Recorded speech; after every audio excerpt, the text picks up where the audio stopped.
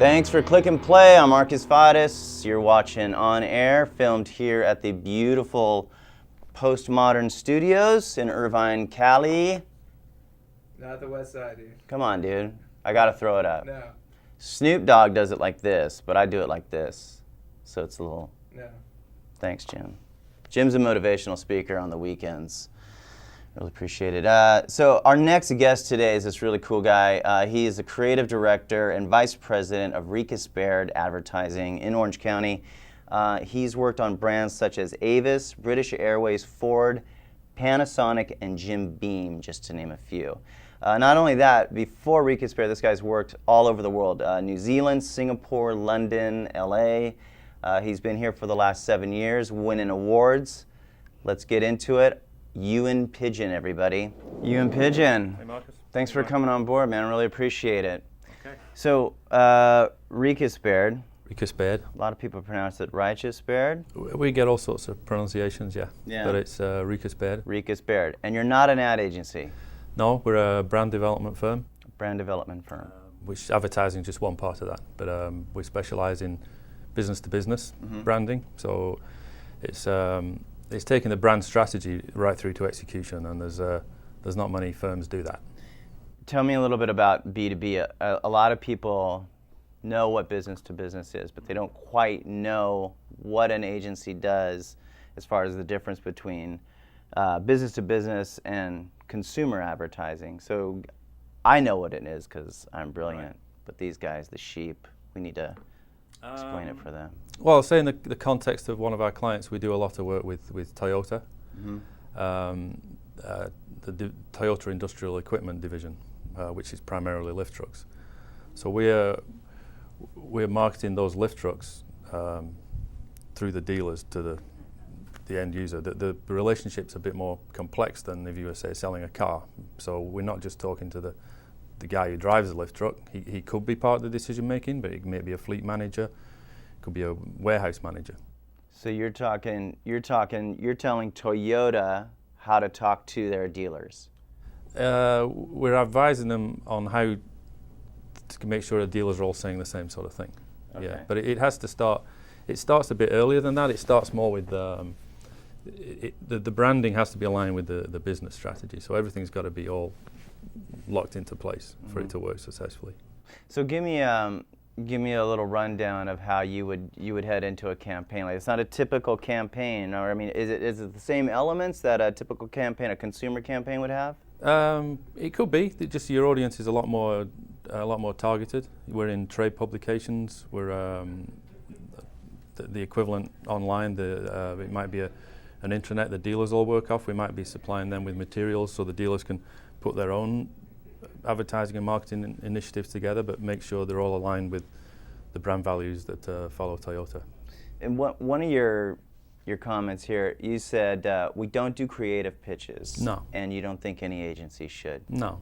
Tell me about that. What do you? We won't do a creative pitch on spec. We'll do it if we're paid to do that pitch. But the one thing that agencies and firms like ours still have, the one thing that's valuable, the most valuable thing, is the ideas. So I don't want to be giving that away for nothing. How do you get work then if you don't do? I mean, do people just see your work and say, hey, you know what, these are the guys, and let's go with them? I mean, typically, they do the RFP goes out to 12 different agencies, and we turn down a lot of those. We don't answer. If we spent all our time answering RFPs, we'd never be able to service our current clients. Yeah. And the other thing that always bothered me about pitching was the agencies. They put their best teams on a speculative creative pitch.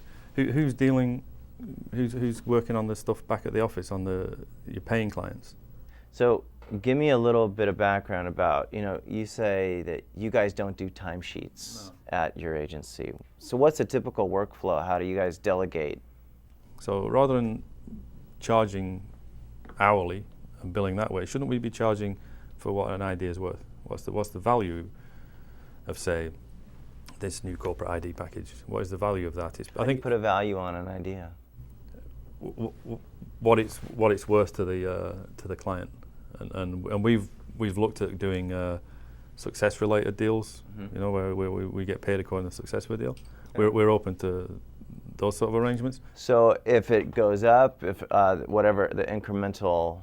We're confident that we drive business success through our brand That's work. going to make the client feel pretty good, right? I mean, that's got to be a cool thing. It's like, we'll say, hey, we get paid based on the performance of the idea. Sure. You also made another comment, OC ad awards are shit. Talk about that. I'm very skeptical about the amount of work that's being done primarily for award shows. Right. So they don't do it for the brand, they don't do it for the product, they do it for the award. Yeah, and also it's like when most people start off in advertising, they don't quite grasp the whole target audience thing.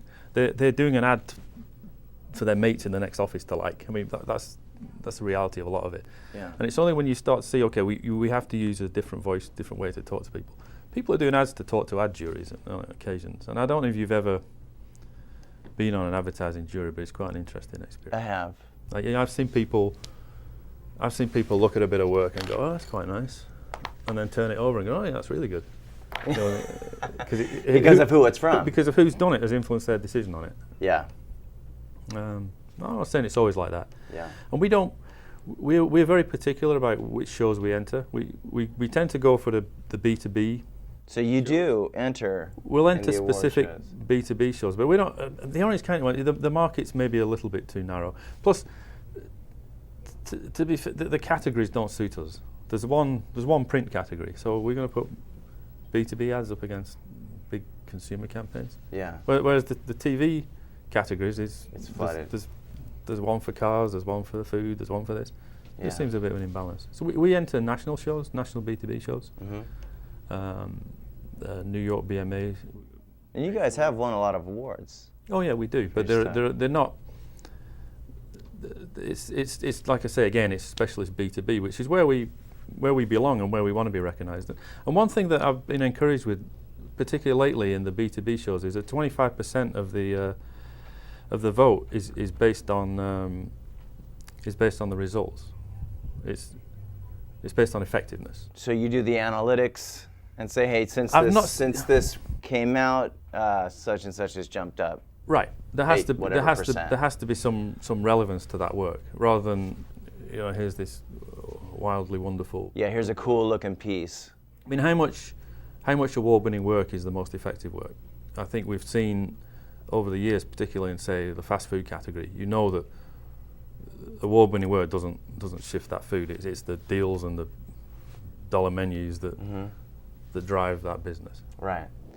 Ewan, thanks a lot for coming down. Pleasure. Good to see Really you, Marcus. appreciate it. It was a lot of good stuff there. To learn more about Ricus Baird, look down at the bottom of the screen and click the URL. It'll take you to their website. You can read their bios and look at their client work. It's good stuff. We will see you next week. Thanks for click and play. I'm Marcus Vadas, and we're out.